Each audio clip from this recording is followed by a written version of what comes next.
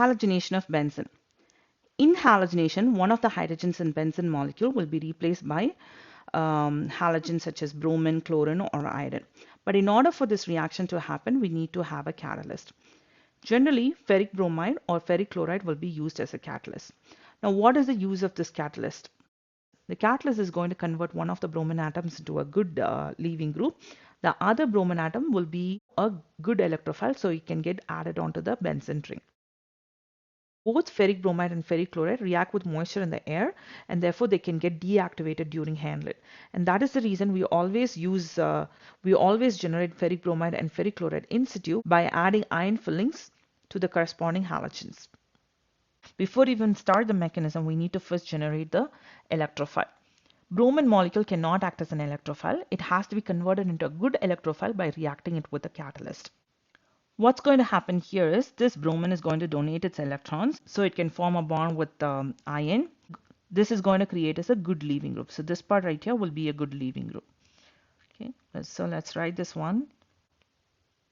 Now this is going to be a good leaving group. Why? Because the bromine-bromine bond will be weakened now. So this bond right here will be weak, and therefore it can cleave easily and go away.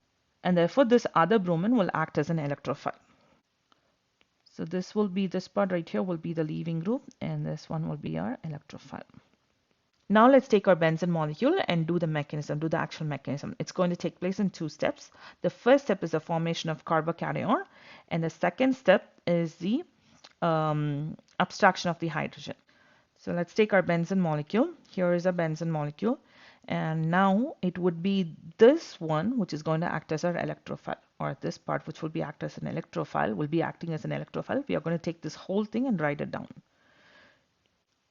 The electrons from the pi bond will go and make a nucleophilic attack on this bromine, thrust these electrons onto this bromine so it can leave. And in the next step, this is going to result as in a carbocation intermediate, and this carbocation intermediate will be resonance stabilized. Right? We are not going to write down all the resonance contributors. And in the next step, a base will come and abstract this hydrogen. Base will come and abstract this hydrogen to push in the bond here so it can form the double bond to restore the aromaticity. This will be the standard mechanism for all the halogenation reactions, where you'll be first generating the electrophile, and then you'll be reacting the benzene molecule with that electrophile to give the final compound. For hydrogenation to happen, we need to have an oxidizing agent, because this oxidizing agent is the one which is going to generate the electrophile I+.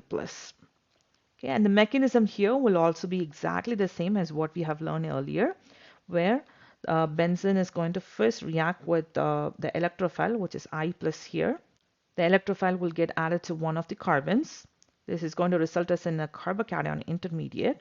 And in the next step, a base will come and abstract this hydrogen, okay, and push in those electrons to restore aromaticity.